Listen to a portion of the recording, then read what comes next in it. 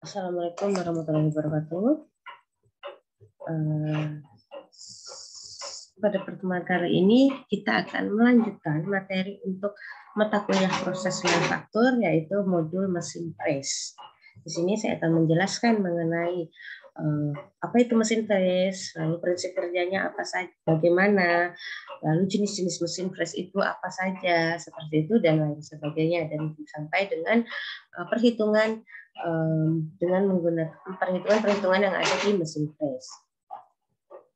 Oke, di sini apa sih itu mesin press? Nah, itu mesin press atau milling itu yaitu dari millingnya sendiri, yaitu merupakan proses pemotongan yang paling banyak digunakan untuk membuat komponen-komponen yang berbentuk bukan rotasional.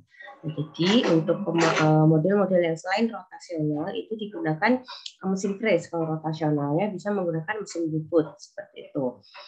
Lalu terdapat beberapa banyak variasi bentuk mata pahat atau alat iris pada mesin press ini, namun secara umum dikelompokkan menurut orientasi alat iris, yaitu atau lebih kata lainnya, yaitu orientasi tepi sisi potong dan sumbu rotasi relatif terhadap benda kerja. Itu untuk jenis-jenis pahat ya atau alat irisnya seperti itu. Jadi mesin press atau mesin milling itu digunakan untuk memotong benda-benda yang berbentuk bukan rotasional seperti itu. Lanjut, bagaimana prinsip kerja mesin press atau mesin milling? Mesin press atau mesin milling ini untuk melakukan suatu proses pemotongan harus mendapatkan suatu tenaga pendukung, sama seperti mesin-mesin lainnya seperti mesin bubut, mesin las seperti itu. Tenaga ini didapatkan melalui energi listrik yang berubah menjadi energi kinetik utama dari motor listrik yang kemudian dengan perpindahan yang akan menjadikan gerakan putar pada spindle. Jadi energi listrik memberikan energi untuk memutar spindle. Spindle pada mesin milling merupakan bagian dari sistem utama dalam mesin yang berguna untuk mencekam dan memutar cutter sehingga mampu menghasilkan putaran untuk pemotongan. Pergerakan potong dengan menggunakan cutter akan dikenai dengan produk sehingga dapat terjadi pemakanan atau pemotongan atau pengurangan dimensi. Karena kekerasan benda lebih rendah dari benda kerja material penyusun cutter. Nah, jadi benda kerja yang akan dipotong dengan menggunakan mesin press itu harus lebih lunak daripada material si mata pahatnya. Jadi kalau benda kerjanya lebih keras, secara logika pasti nanti mata pahatnya akan patah atau tidak bisa memotong ataupun melakukan proses lainnya di mesin press tersebut. Jadi apapun itu, mata pahat harus lebih keras materialnya daripada si benda kerja. Seperti itu. Lalu apa saja operasi-operasi yang ada di mesin milling, yaitu pada mesin milling terdapat beberapa operasi. Yang pertama ada peripheral milling, ada fast milling, dan ada drilling. Nah, jadi kalau drilling ini dia bisa juga dikerjakan di mesin bubut seperti itu. Nah, ini gambarnya. Yang A adalah peripheral milling dan yang B adalah fast milling. Apa sih itu peripheral dan fast milling? Yaitu kalau peripheral milling itu nama lainnya yaitu plain milling. Nah, di sini merupakan operasi pada mesin milling di mana sumbu dari pahat dan permukaan yang akan diproses adalah sejajar dan operasinya dikerjakan secara memotong tepi luar di pinggiran cutter. Nah, jadi di sini memotong tepi luarnya sini dan dia sejajar dipotong dengan pinggiran cutter seperti itu. Lalu kalau fast milling itu yaitu pada proses fast milling, di situ sumbu dari pahat tegak lurus terhadap permukaan yang diproses. Dan permesinan dilakukan dengan memotong tepi pada kedua ujung dan luar pinggiran dari pahat. Ini gambarnya, jadi dia memotong seperti ini, mata pahatnya tegak lurus, seperti itu. Di sini ada speed motion, ada cutter, ada kedalaman yang mau dikurangin, seperti itu ya. Kedalaman dari benda kerjanya mau dikurangin, seperti itu, dinamakan dengan gaps. Ada work part, di sini benda kerjanya, dan ada fit seperti itu. Selanjutnya Peripheral milling itu sendiri ada beberapa macam lagi operasi yang masuk di dalam jenis peripheral milling, yaitu ada slab milling, ada slotting, ada side milling, ada straddle milling, dan ada foam milling. Itu untuk slab milling, yaitu bagian dasar dari peripheral milling, di mana lebar dari pahat yang digunakan melebihi ukuran dari benda kerja di kedua sisi. Jadi pahat yang digunakan itu lebih besar daripada benda kerjanya. Bisa dilihat sesuai gambar. Lalu ada slotting. Di sini yaitu disebut juga slot milling, merupakan proses peripheral milling di mana lebar dari pahat yang digunakan kurang dari lebar benda kerja. Ini benda kerjanya, ini mata pahatnya. Ketika pahat sangat tipis, operasi ini bisa digunakan untuk membuat celah sempit atau memotong benda kerja menjadi dua sisi. Seperti itu. Biasanya kita ada part-part itu yang dibikin kayak pemisah kecil-kecil, nah seperti itu. Nah itu bisa digunakan dengan slotting atau slot milling seperti itu. Selanjutnya ada side milling. Di sini merupakan proses pemakanan tepi dari benda kerja dengan pahat. Jadi dia pemakanannya mulai dari tepi sampai ke tengah sampai dia ke ujung seperti itu. Lalu ada straddle milling. Di sini hampir sama dengan side milling, akan tetapi dia ada dua proses, yaitu dalam operasi straddle milling pahat terletak pada kedua sisi dari benda kerja. Jadi kalau tadi side milling hanya ada di satu sisi, kalau di straddle milling ini mata pahatnya tuh makan di dua sisi. Jadi depan, ibaratnya misalnya depan dan belakang itu semua sama-sama makan. Kalau side milling ini dari depan saja lalu ke belakang seperti itu. Lalu ada foam milling. Di sini itu proses penggunaan pahat dengan profil tertentu yang akan menentukan bentuk dari celah yang diproses. Itu.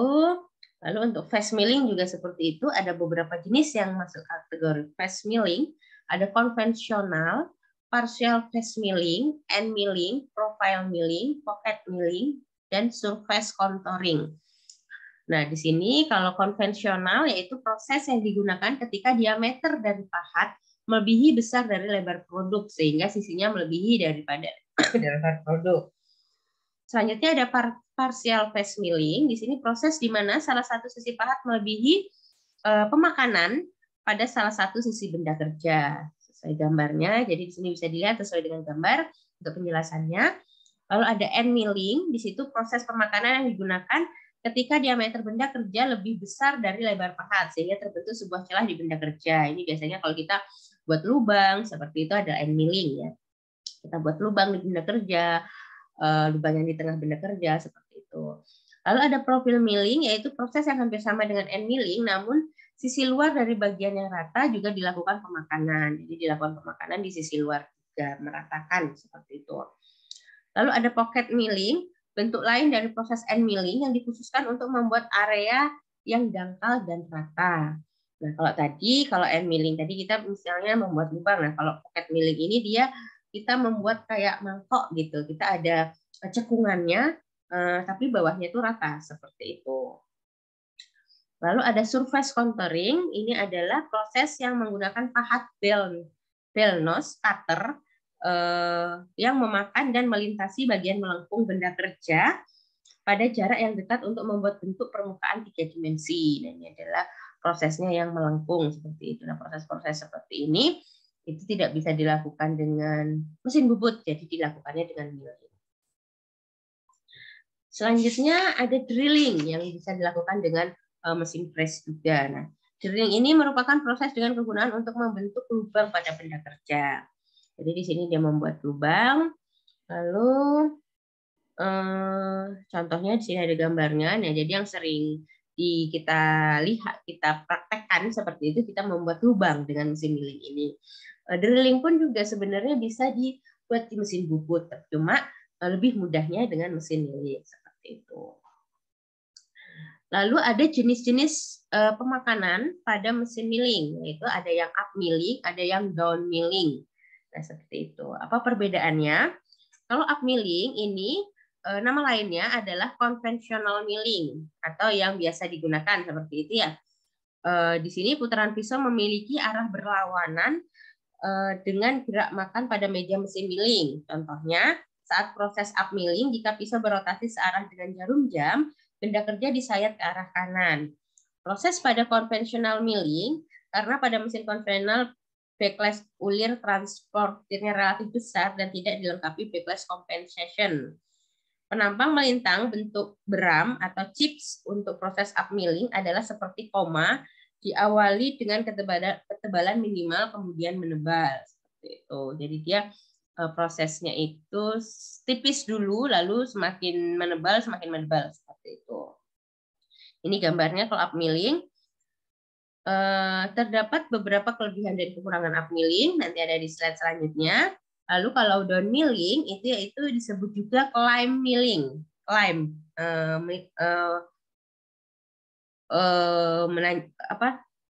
naik menanjak gitu. Lalu putaran pisau memiliki arah yang sama dengan arah gerak makan pada meja mesin milling. Contohnya, apabila pisau berotasi pada arah jarum jam berlawanan, benda kerja akan disayat ke arah kanan. Lalu untuk konvensional milling tidak direkomendasikan melaksanakan proses press turun karena meja mesin milling akan tertekan dan ditarik oleh pisau. Bentuk keram yang terlihat pada arah penampang melintang saat proses press naik adalah menyerupai koma yang diawali dengan ketebalan maksimal kemudian menipis. Jadi kalau up milling tadi tipis dulu baru tebal, kalau down milling tebal dulu baru tipis, seperti itu. Proses telah sesuai dengan mesin milling CNC karena gerakan meja diarahkan oleh ulir dari bola baja dan dilengkapi backlash compensation. Ini adalah down milling, begitu juga dengan down milling ada kelebihan dan kekurangannya. Ini adalah kelebihan dan kekurangan untuk up milling. Kalau kelebihannya, karakteristik permukaan benda kerja tidak memengaruhi kerja gigi. Serpihan-serpihan atau di bagian permukaan benda tidak dipengaruhi usia alat. Proses pemotongannya halus sehingga tetap runcing pada bagian gigi pemotong. Kekurangannya, ada kecenderungan peralatan gemerta atau ronggar. Itu pengontrolan terhadap penjepit sangat penting. Ada pula kecenderungan benda kerja yang dapat terangkat.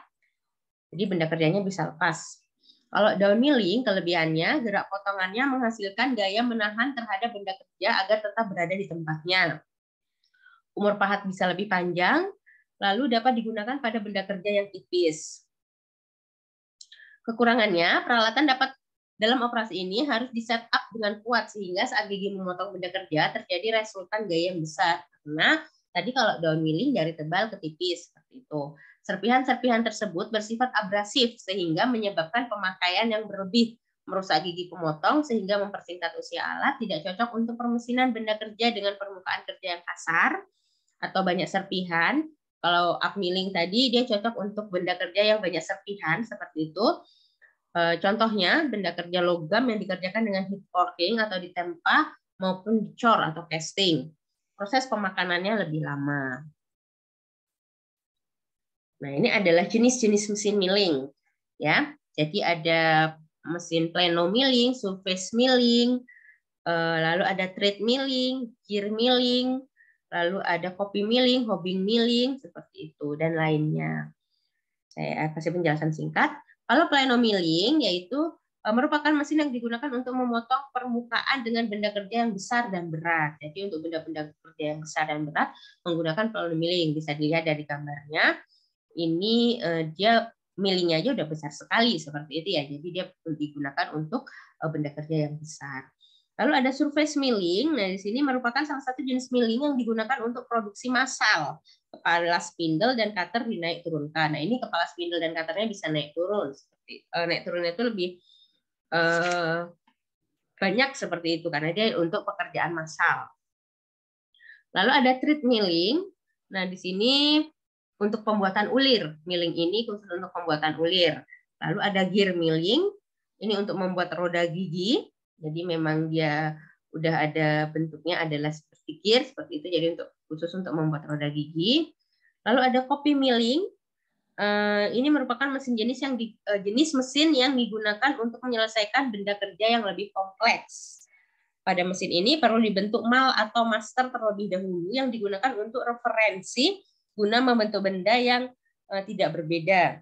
Cut milling memiliki dua kepala atau head, yaitu head pertama berguna untuk mengikuti mal atau masternya, sedangkan head keduanya berguna sebagai pemotong benda kerja agar sesuai dengan bentuk mal atau masternya, namanya copy milling ya.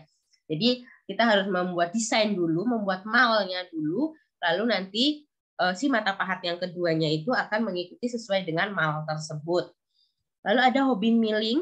Nah, di sini adalah mesin milling di mana digunakan sebagai pembuat roda gigi atau gear dan sejenisnya seperti sprocket dan lain-lain.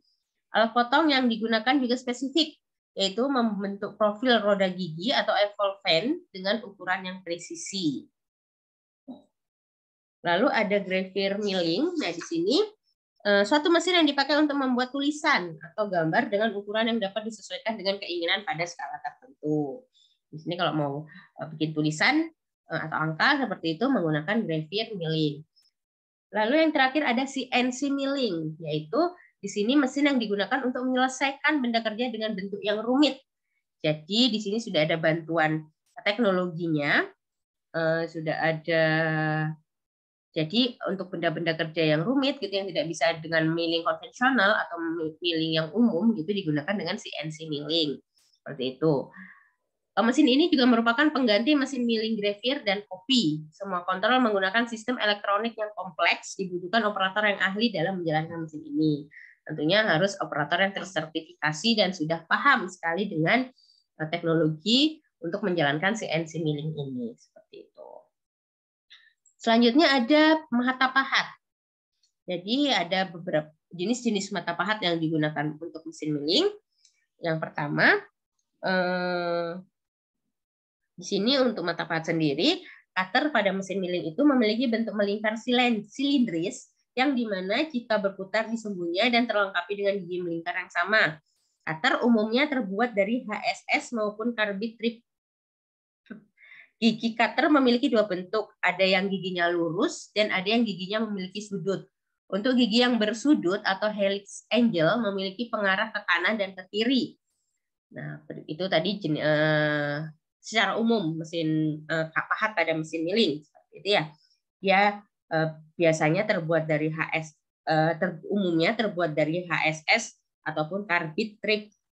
Lalu bentuknya ada yang giginya lurus, ada juga yang giginya memiliki sudut seperti itu. Ini adalah jenis-jenisnya. Ada end mill cutter, ada seal end mill cutter, ada plain mill cutter, disc cutter, lalu ada dovetail cutter, T-slot cutter, prisma cutter, hobbing cutter, modul cutter, roughing cutter, dan finishing cutter. Kita bahas satu-satu. Untuk end mill cutter, yaitu dia memiliki sisi potong pada ujung muka dan pada sisi spiralnya. End mill dibuat dari diameter 0,5 sampai 50 mm dengan tipe tangkai yang bermacam-macam. Ada yang bertangkai lurus dan ada juga yang konus seperti itu. Lalu ada seal end mill cutter. Seal end mill cutter yaitu cutter yang dengan lubang yang berpasak pada bagian tengah cutter yang berfungsi untuk pemasangan pada arbor. Dibuat dengan diameter antara 30 sampai 200 mm. Cutter ini memiliki sisi potong pada ujung muka dan pada sisi spiralnya. Lalu ada plain mill cutter, yaitu cutter yang dapat digunakan untuk proses milling secara horizontal, mulai dari datarnya permukaan. Cutter ini mempunyai bentuk yang mirip dengan seal end mill cutter, namun cutter ini hanya mempunyai sisi potong spiral di bagian melingkarnya dan mempunyai lubang berpasak untuk pemasangan pada arbor. Selanjutnya ada disc cutter. Di sini merupakan cutter yang dapat digunakan pada pembuatan slot maupun slitting dengan berbentuk pipih. Terdapat dua sisi potong dari cutter, antara lain sisi cutter yang rata dan juga sisi cutter yang zigzag. Seperti itu. Selanjutnya ada dovetail cutter. Di sini yaitu cutter yang digunakan untuk menghasilkan profil yang menyerupai ekor burung. Maka dari itu disebut dengan dovetail di benda kerja. Dengan sisi potongnya membentuk 45 derajat, 60 derajat, atau 90 derajat tiap sudutnya. Selanjutnya ada T-slot cutter, yaitu berfungsi sebagai pembuat alur yang berbentuk menyerupai huruf T. Jenis cutter ini dengan sudut helix yang saling berlawanan mempunyai sisi potong pada bagian yang melingkar. Terdapat dua jenis T-slot cutter, yaitu T-slot dengan seng rata dan T-slot dengan seng berulir. Gitu. Ini contohnya T-slot cutter. Lalu ada prisma cutter, yaitu merupakan cutter yang digunakan untuk menghasilkan profil berbentuk huruf V pada benda kerja dengan sudut 45, 60, dan 90 derajat. Selanjutnya ada hobbing cutter, berfungsi pada mesin milling hobbing. Ini khusus untuk mesin milling hobbing yang memberikan keluaran berupa profil yang berbentuk gear. Selanjutnya ada modul cutter, yaitu digunakan sebagai pembuat roda gigi dengan modul khusus, dan proses pengerjaannya dilakukan pada mesin milling konvensional. Bentuk modul cutter hampir sama dengan cutter hobbing namun pipih. Lalu ada rocking cutter, itu digunakan untuk proses rocking pada benda kerja, di mana proses pengerjaan dilakukan dengan depth of cut yang besar. Lalu ada finishing cutter, digunakan untuk proses finishing dengan depth of cut yang lebih sedikit dibandingkan proses rocking. Dan biasanya menghasilkan permukaan yang lebih halus, namanya juga finishing. Jadi dia digunakan untuk menghasilkan permukaan yang lebih halus, permukaan benda kerja yang lebih halus. Selanjutnya di sini ada bagian-bagian mesin milling. Ada mulai dari milling head atau kepala, lalu ada motor penggerak, spindle, panel kontrol, ram, lampu, kolom mesin, eretan meja mesin, lalu saddle, automatic seat, lutut atau keni, dan alas mesin atau base. Nah, di sini ada switch, yaitu bagian-bagian mesin ya. Jadi di sini ada switch, itu adalah untuk menyalakan saklar utama sebagai sumber menghidupkan atau mematikan mesin. Lalu ada emergency stop, yaitu tombol darurat untuk mematikan mesin dengan cepat, menuju emergency. Lalu ada positive depth stop jobs, yaitu mengunci 3 fine fit engagement agar mata bor tidak kembali ke posisi semula. Lalu ada head handle, yaitu mengatur posisi poros secara vertikal. Ada drill fine fit control, yaitu mengatur kedudukan mata bor secara vertikal dan perlahan. Ada cross fit, mengatur kedudukan tabel ke arah depan atau belakang. Lalu ada longitudinal fit, mengatur kedudukan tabel ke arah samping kanan atau kiri. Lalu ada rapid speed for drilling, yaitu mengatur kedudukan mata bor secara vertikal kasar. Ada three fine fit engagement, yaitu mengunci kedudukan mata bor agar tidak bergerak ketika bekerja. Lalu ada table, tempat menaruh benda kerja. Lalu ada drilling depth control, mengetahui kedalaman pemakanan. Lalu ada tiang utama, poros utama head milling, dan juga ada motor, mengubah energi listrik menjadi energi mekanik. Ini bagian atas milling, itu ada headlocks, motor pulley, 12-speed pulley, arbor bolt, dan spindle. Headlocks fungsinya adalah untuk pengunci head agar tidak mudah terbuka ketika mesin menyala. Motor pulley berguna untuk mentransmisikan gerak dari motor ke pulley yang lain. Ada 12-speed pulley, yaitu mengatur kecepatan mesin milling. Ada arbor bolt, yaitu ulir yang menghubungkan sampai bawah head untuk memasang arbor. Lalu ada spindle, untuk memegang dan memutar cutter sehingga menghasilkan putaran atau gerakan pemotongan pada mesin milling. Bagian atas mesin milling. Lalu selanjutnya adalah rumus perhitungan. Nah, di sini ada beberapa rumus perhitungan, yaitu ada cutting speed, ada kecepatan pemakanan, lalu ada cutting time, lalu ada MRR atau metal removal rate. Itu masing-masing perhitungan tadi itu untuk peripheral milling dan fast milling itu berbeda-beda. Jadi kalau cutting speed yaitu atau kecepatan potong merupakan jarak yang dilalui oleh cutter dari mesin milling dalam 1 menit. Nah, jadi itu cutting speed. Lalu kalau kecepatan pemakanan yaitu kecepatan makan milling cutter kepada benda kerja dalam proses machining. Satuan dari feed rate adalah milimeter per menit. Seperti itu. Lalu ada cutting time, itu adalah waktu pemakanan benda untuk mencapai length of cut dalam waktu tertentu.